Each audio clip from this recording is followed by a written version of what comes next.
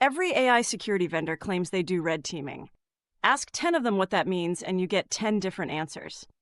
Without a shared capability grid, you cannot compare solutions or spot where your own program has gaps. OWASP's GenAI security project just published a taxonomy that fixes that. OWASP Top 10 will tell you what risks exist. This grid tells you what your tooling must cover to find, block, and learn from those risks across the full AI lifecycle. The framework organizes everything into 3 team colors. Red is offense, proactively finding weaknesses by simulating malicious users, compromised agents, and supply chain attacks. Think automated adversarial suites, multi-turn prompt chaining, protocol attacks on agent-to-agent traffic, and autonomous red bots that keep probing production without someone clicking run test every week. Blue is defense. Guardrails, policies, monitoring, and runtime protections that prevent, detect, and respond to AI-specific threats. Asset inventory and posture dashboards so you know what you have. Guardrail conformance testing before you ship. LLM and agent firewalls at deploy time. Runtime AI-SPM and anomaly detection once you are live. Trust boundary alerting when an agent steps outside its lane. Purple fuses both into a closed loop. Import red team scenarios, map them to blue controls, and measure the gaps between them.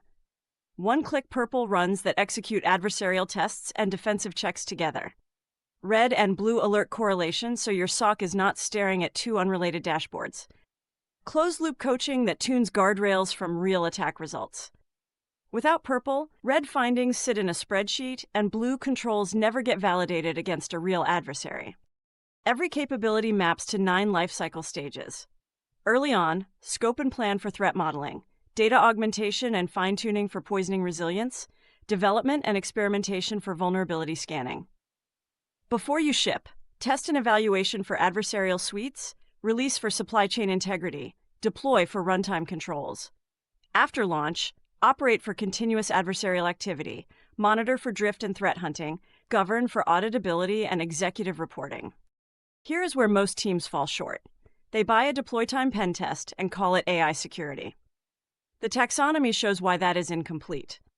Test and evaluation is where you establish baseline risk metrics before release. Operate is where autonomous agents keep failing in ways single-shot tests never surface. Govern is where attack path replay and residual risk analysis turn findings into something your board actually understands. AI risk does not appear only at deploy time. It starts at planning, compounds through operation, and only closes when governance loops back to retraining and incident response. At GISGuard, we map directly to the red and purple layers this taxonomy describes: automated adversarial probes, multi-turn and agentic attacks, continuous scanning in test and evaluation and operate. Book a demo and see where your stack sits on the grid before an attacker does it for you.